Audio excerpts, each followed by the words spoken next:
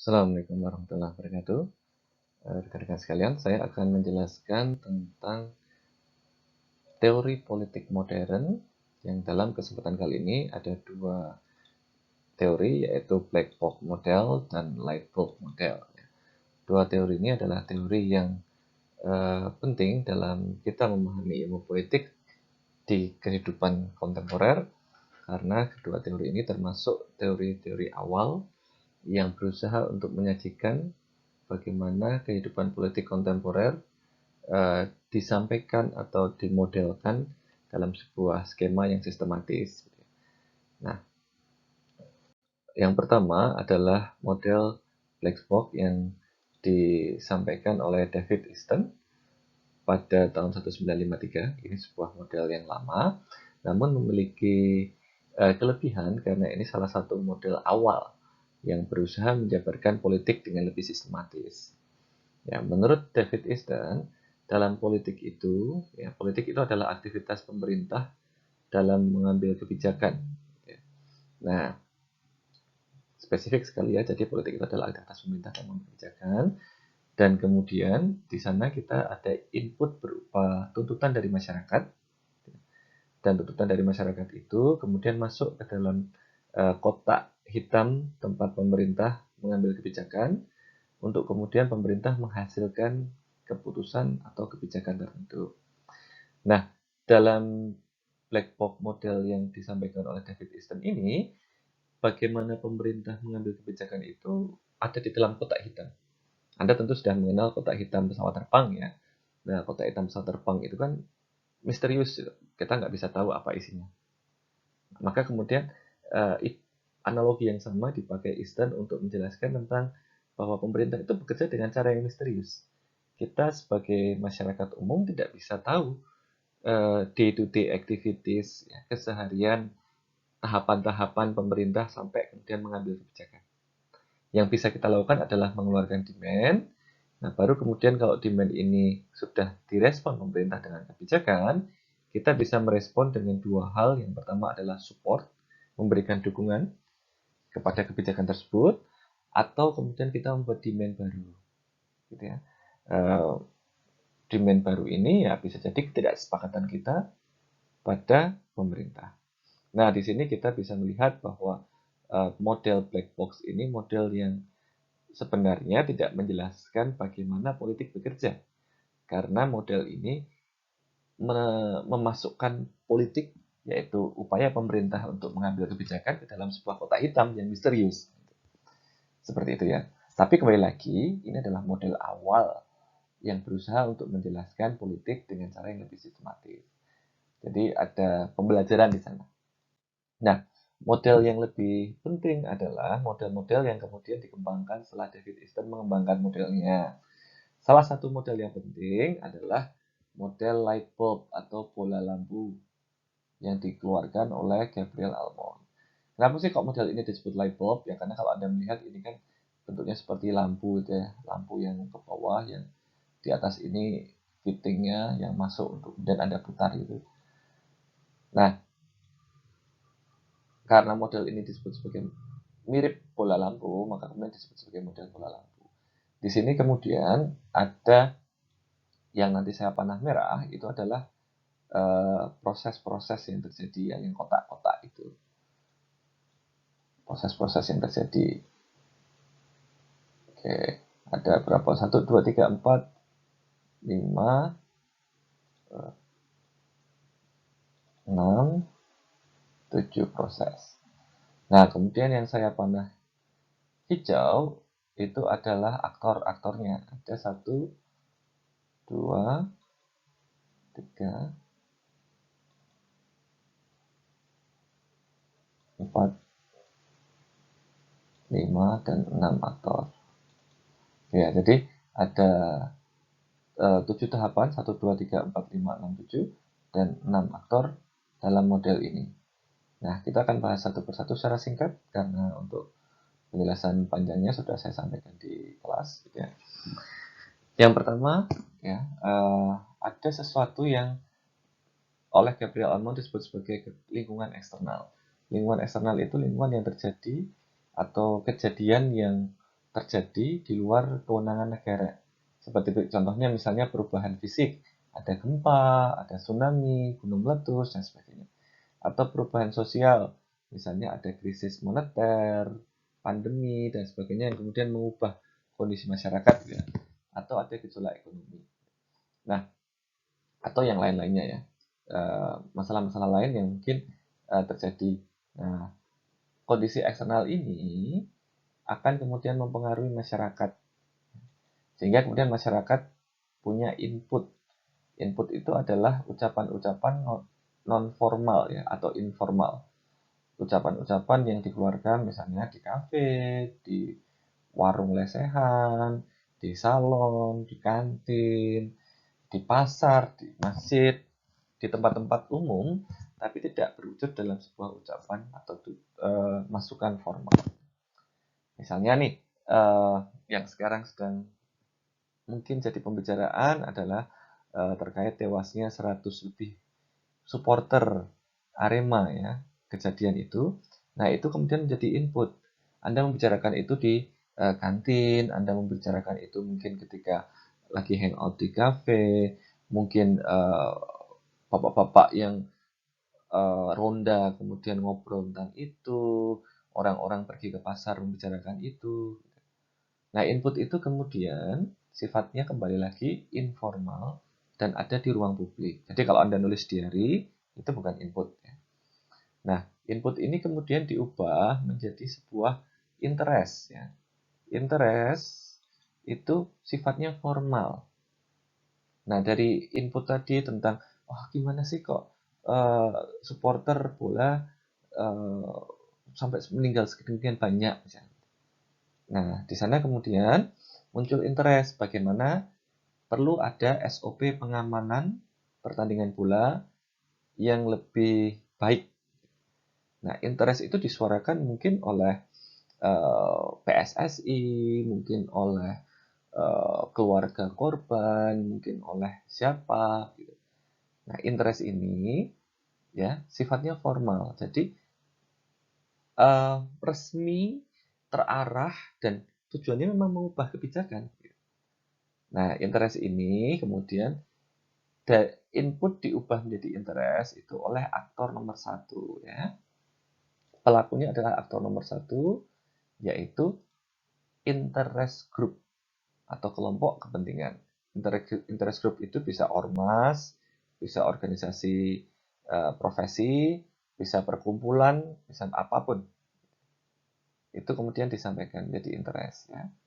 Jadi dari input berubah menjadi interest articulation atau penyuaraan kepentingan itu melalui aktor nomor 1 yaitu kelompok kepentingan.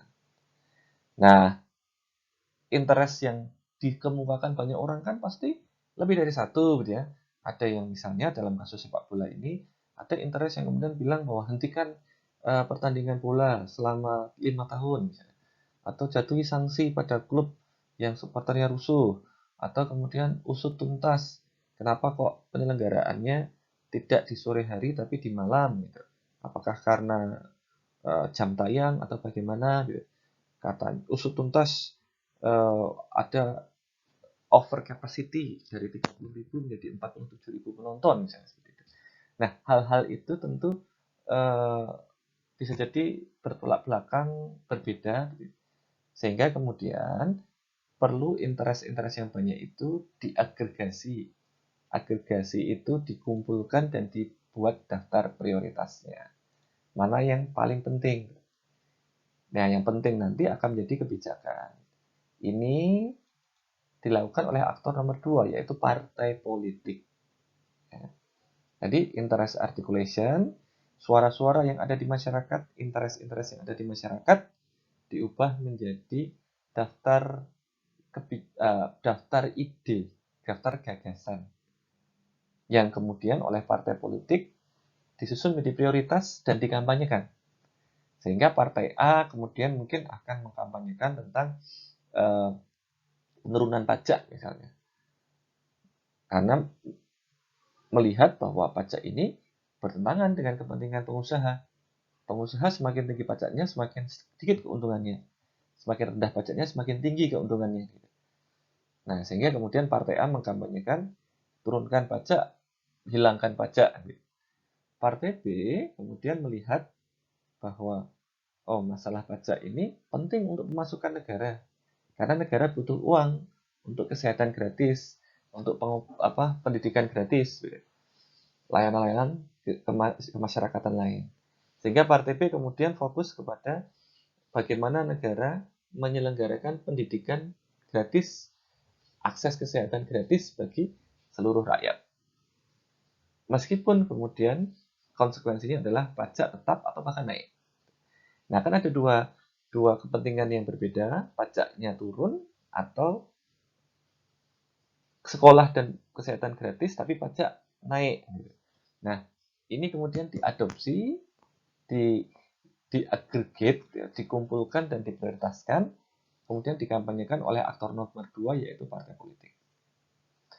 Nah, dari interest aggregation ini kemudian berubah menjadi kebijakan, ya, dibawa ke ranah pembuatan kebijakan oleh oleh aktor nomor 3, yaitu anggota legislatif dari partai-partai politik. Anggota legislatif dari partai-partai politik. Nah, anggota legislatif dari partai-partai politik ini yang kemudian menjadi para pelopor, gitu ya, supaya usul-usul yang tadi dikampanyekan itu bisa menjadi kebijakan. Kalau anggota dewan dari partai A yang mengkampanyekan pajak turun, maka harus membawa ide itu ke kebijakan. Sementara anggota dewan dari partai B yang pro kesehatan dan pendidikan gratis tentu harus membawa itu ke kebijakan. Nah, disinilah kemudian ada arena policy making yang dilakukan oleh pengambil kebijakan, yaitu para anggota dewan atau legislatif.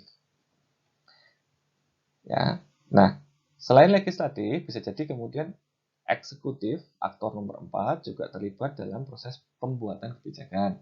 Seperti di Indonesia misalnya, anggota dewan, anggota DPR, anggota DPD itu punya kewenangan untuk mengajukan RUU, rancangan undang-undang. Presiden dan para menteri juga punya kewenangan untuk mengajukan rancangan undang-undang. Jadi policy making di Indonesia itu bisa dilakukan oleh anggota dewan legislatif atau oleh eksekutif.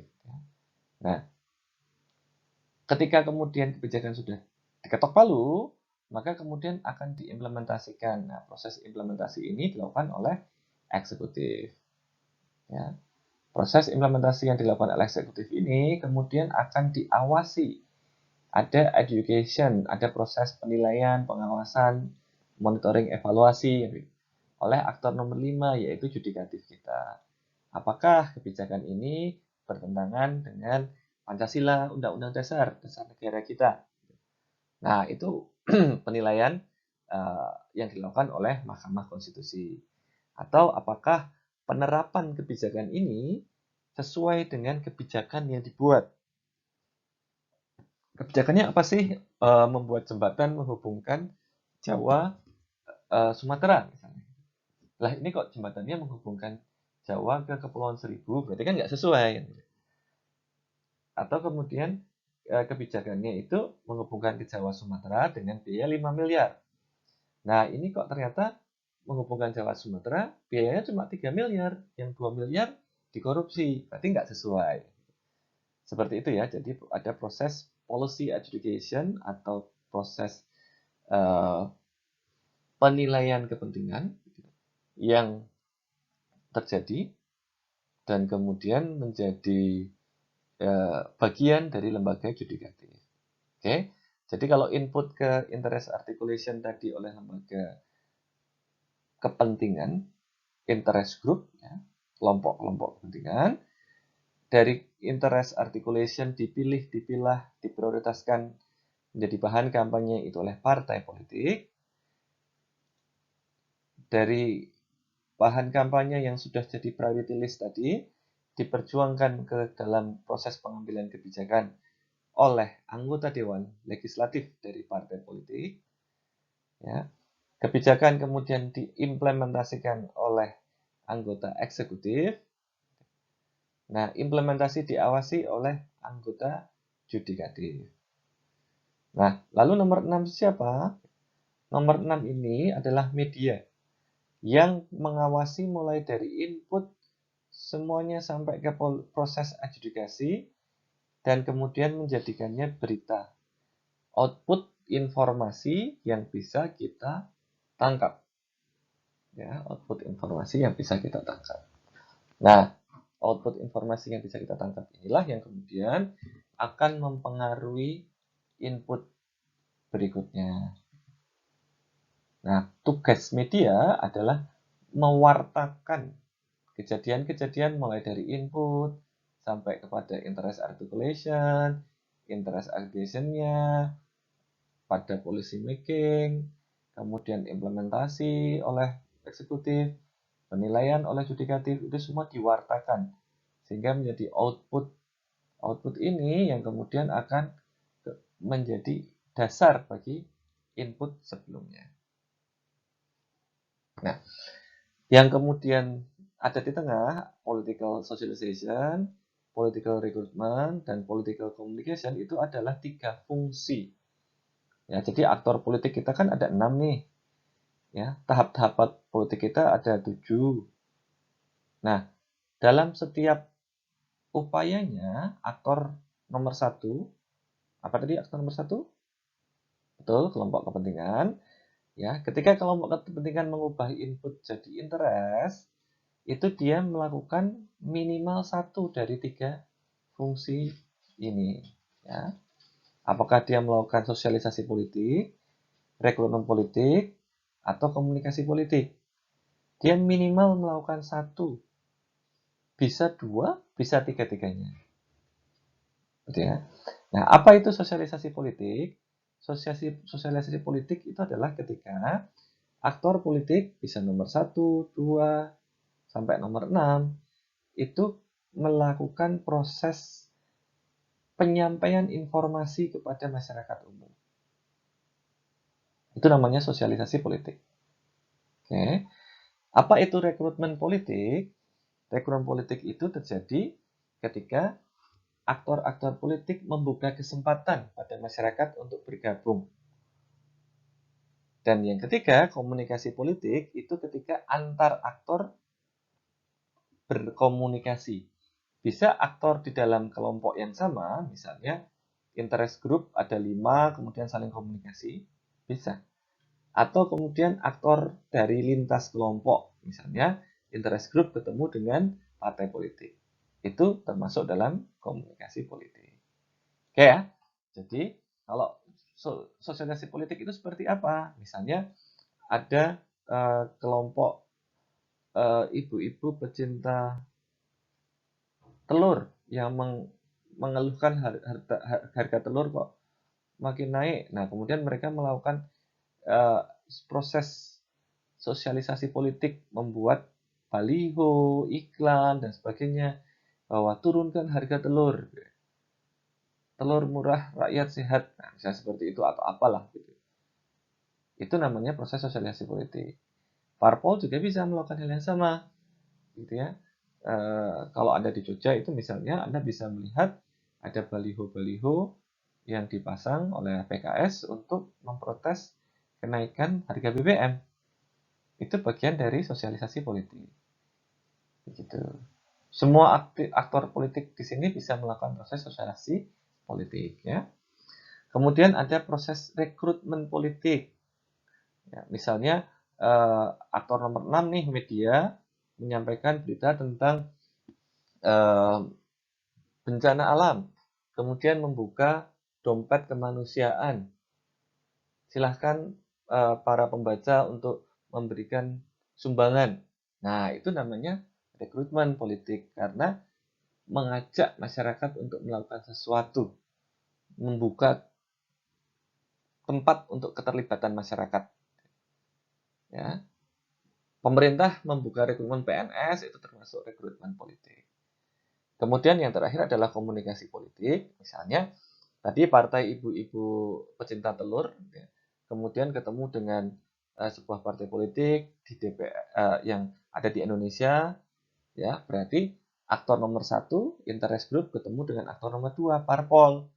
Nah, di pertemuan itu juga hadir anggota dewannya, berarti ketemu juga dengan aktor nomor 3. Itu adalah proses komunikasi politik.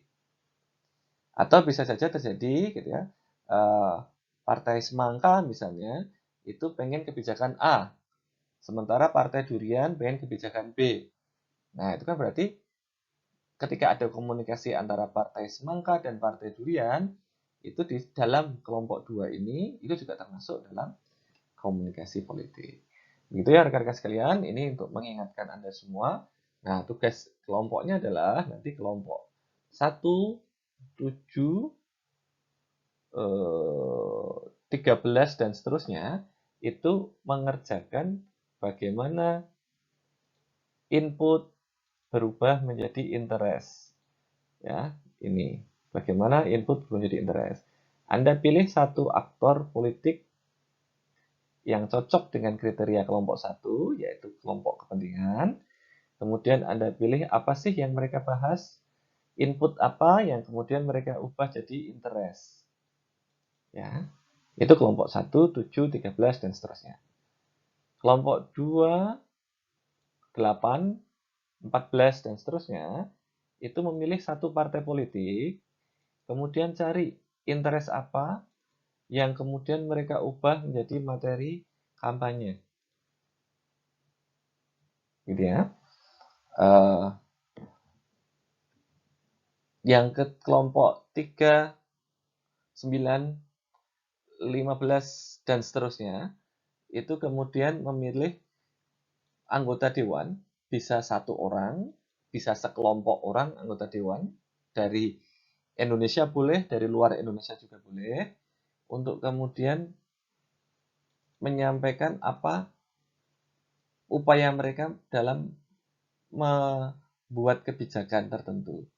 Misalnya ada partai yang pro penurunan pajak kan. Nah, bagaimana upaya anggota dewan dari partai tersebut yang kemudian membuat kebijakan untuk menurunkan pajak. Gitu. Ya, kelompok 4 10 berarti 4 10 16 dan seterusnya itu memilih satu bagian dari eksekutif. Bisa presiden, bisa menteri, bisa kementerian, dan kemudian Anda jabarkan bagaimana upaya penerapan kebijakan tertentu. Ya, implementasi kebijakan. 5, 11, 17, dan seterusnya, itu Anda silahkan pilih satu bagian dari organ yudikatif. Bisa dari Indonesia, bisa dari luar negeri. Kemudian Anda jelaskan bagaimana proses pengawasan kebijakan. Ya, proses pengawasan kebijakannya. Nah, kelompok 6, 12, 18, dan seterusnya, silahkan Anda pilih satu media atau satu program acara yang kemudian mewartakan kejadian-kejadian ini mulai dari input dan seterusnya, ya, sehingga itu bisa menjadi feedback bagi input kita berikutnya. Begitu ya, selamat mengerjakan tugas kelompoknya. Ya, kita akan mendengarkan presentasi dari kelompok 1, 2, 3, 7, 8, 9, 13, 14, 15, dan seterusnya. 3 kelompok pertama ya, yang membahas tentang aktor nomor 1, nomor 2, dan nomor 3, pekan depan insya Allah. Assalamualaikum warahmatullahi wabarakatuh.